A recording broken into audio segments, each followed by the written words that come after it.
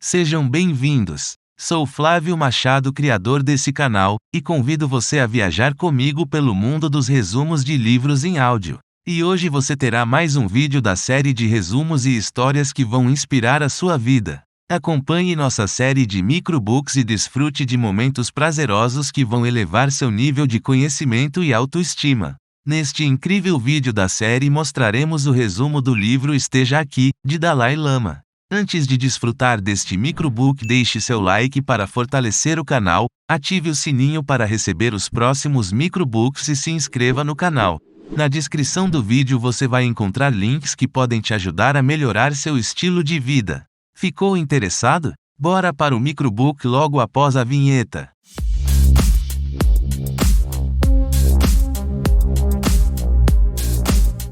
Neste microbook, o Dalai Lama, nosso autor, ensina os leitores a viverem no tempo presente, acessando emoções positivas e encontrando o caminho que os conduzirá à genuína felicidade. Diversas meditações e práticas têm por objetivo levar a pessoa a concentrar-se no aqui e no agora. Todavia, para garantir esse objetivo, é imprescindível compreender o real significado desse esforço. O estado de plenitude demanda o desapego às metas futuras, à raiva, à memória, às pessoas e às coisas materiais. Estar apegado implica viver em permanente conflito com o tempo presente, tornando-se incapaz de experimentar verdadeiramente a paz interior. Tal sentimento aprisiona os seres humanos às tensões e demandas do dia a dia, nos impedindo de cultivar uma vida com mais sentido.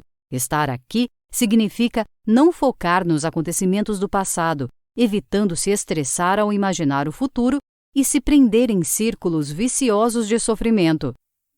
Vazio e compaixão. A compreensão do vazio profundo requer o entendimento da sutil diferença entre as chamadas visões do não-eu, ressaltadas nas filosofias Prasangika, Svatântrika e Yogacara. A forma mais elevada e profunda do vazio, conforme a escola Prasangika, consiste na interpretação de que tudo o que existe depende de determinadas condições de causalidade. Em termos práticos, nada existe por si próprio, ou seja, a manifestação dos fenômenos, sejam naturais ou artificiais, dependem da sucessão de causas e efeitos. Todas as coisas estão interligadas e, por meio desse vínculo, conseguimos perceber o mundo ao nosso redor. Tenha em mente que o autor não defende a tese de que nada tangível existe. Antes, Dalai Lama sustenta que todos os entes surgem da natureza segundo a dialética presente em cada causa e, por óbvio, em seus respectivos efeitos. Partindo dessa concepção metafísica, podemos depreender uma consequência moral. A compaixão não é um sentimento que surge automaticamente dessa compreensão. Ao conhecer o significado do vazio fundamentado na causalidade, é mais fácil identificar que os acontecimentos negativos estão enraizados na ignorância. A ignorância e o vazio são realidades completamente opostas. O fracasso em entender a interdependência e o vazio é, justamente, o que Dalai Lama chama de ignorância. Felizmente, quando fortalecemos a convicção acerca do vazio, a ignorância perde, fatalmente, o seu poder.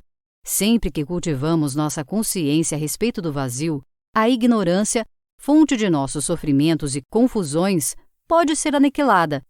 É por isso que os seres denominados autoconscientes padecem devido a essa ignorância e, pelo mesmo motivo, sentimos compaixão por eles. Afinal, se você é capaz de vislumbrar as causas do sofrimento humano, perceberá que ele desaparece assim que extinguimos a sua causa. Desse movimento dialético surge a compaixão. O caminho do meio. O conceito de caminho do meio tem grande importância na religião budista. No entanto, sua compreensão não deve se limitar a viver evitando extremos, mantendo a equidistância dos fenômenos à nossa volta. Com efeito, o próprio Buda, segundo a tradição, nasceu como um príncipe, para experimentar uma vivência de prazeres mundanos. No entanto, ele renunciou ao mundo, dedicando-se a viver como um ermitão, austero e praticando jejum até quase morrer. Contudo, ele não chegou à iluminação e decidiu sair da floresta para curar o corpo e a mente mergulhando na meditação. Nesse sentido, o caminho do meio pode servir para coibir os extremos de dor e de prazer, mas não implica que necessitamos permanecer no mesmo ponto desde o início. Para o budismo, quem segue esse caminho move entre os extremos e os experimenta na prática, pois, quando você age de modo equilibrado, está aqui. Muitos budistas e monges não abordam os problemas reais do sofrimento, pensando equivocadamente que devem se manter estáticos, sem nunca entrar em ação, de modo a evitar os extremos. Amor e apego. A nossa sociedade encontra-se iludida, segundo o autor, pelos bens materiais, deixando de lado o que é realmente valioso. Tendemos a julgar tudo materialmente e, como consequência, não reconhecemos valores de outros tipos. As pessoas em suas famílias são bem tratadas apenas se ganham dinheiro. Quem nada ganha passa a ser tratado como inútil. Similarmente, as crianças são mais valorizadas quando seus pais vislumbram a possibilidade de ganhos futuros, negligenciando aquelas que não apresentam os mesmos prognósticos. Alguns indivíduos podem até mesmo considerar que, como crianças portadoras de deficiências, não são úteis, logo poderiam ser mortas. A mesma lógica vale para os idosos. Como eles não trabalham mais e param de ganhar muito dinheiro, não devem receber nada mais do que sobras para comer. Como lidamos com os animais segue também esses princípios terríveis. Por exemplo, as galinhas poedeiras sempre são bem tratadas, ao passo que tanto os machos quanto as fêmeas que deixam de produzir são mortos. O mesmo ocorre com os seres humanos. Somente os úteis e produtivos são valorizados e não são abandonados. Dessa forma, a nossa sociedade é voltada para esses dois aspectos, o uso e a juventude. A civilização atual rejeita, portanto, os inúteis e reconhece os considerados úteis. Dalai Lama, inclusive, observa que, em tal arranjo social, devemos orar para que nossas vidas sejam breves e vivamos pouco. Infelizmente, esse problema é global. As sociedades, em sua maioria, creem que o único caminho é o do dinheiro. Amigos solidários e valores humanos profundos são os aspectos centrais da vida. Contudo, é triste constatar que poucas pessoas reconhecem essa verdade. O autor menciona o exemplo de uma família que, apesar de contar com poucos recursos financeiros, é feliz porque seus membros estão repletos de afeto. Por outro lado, ainda que uma família seja bilionária, se as pessoas forem desconfiadas e invejosas e não existir amor recíproco, os habitantes dessa casa serão infelizes. A intenção do Dalai Lama é enfatizar a diferença existente entre os valores profundos e os valores superficiais. A bondade e o amor são, com efeito, as qualidades mais importantes do ser humano, servindo de alicerce para sua conduta ética. Com essa fundamentação, os valores superficiais, como bens materiais e dinheiro, podem contribuir positivamente para a felicidade, ao passo que, sem contar com os valores profundos, nem toda a riqueza do mundo fará sentido em sua vida. Esse é o ponto de partida para saber diferenciar o amor do mero apego.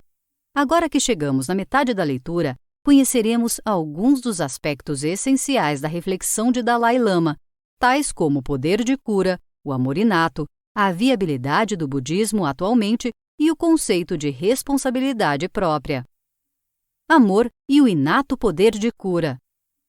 Nós, seres humanos, não podemos ser considerados meros animais, pois somos dotados de inteligência. A civilização foi produzida graças a essa capacidade intelectual que, por outro lado, trouxe grandes doses de sofrimento a todos. Boa parte de nossos problemas espirituais tem sua origem no poder da imaginação e na sofisticação da inteligência. A tecnologia e a ciência também geraram esperanças ilimitadas. Consequentemente, nos esquecemos às vezes de que o autor considera a natureza fundamental. Um bom exemplo pode ser encontrado no sistema médico. Quando o indivíduo está enfermo, a medicina tibetana busca desencadear, geralmente, o poder de cura que é inato ao corpo. Por outro lado, procedimentos cirúrgicos ocidentais tendem a cortar uma determinada parte que não está mais funcionando no corpo, seguindo o mesmo raciocínio dos mecânicos que consertam máquinas. Entretanto, Máquinas quebradas não conseguem se consertar, portanto, as partes que deixaram de funcionar devem ser retiradas e descartadas no lixo. Não obstante, o corpo humano não pode ser tratado como uma máquina. Ou seja, mesmo que se encontre danificado, ferido ou doente, o nosso corpo possui o poder inerente e natural de promover a própria cura. Sempre que ficamos muito dependentes da tecnologia e da ciência modernas, nosso estilo de vida, invariavelmente, nos afasta da natureza humana básica. Reflita: um indivíduo que vive como uma máquina não tem condições de cultivar a compaixão e o afeto pelos outros.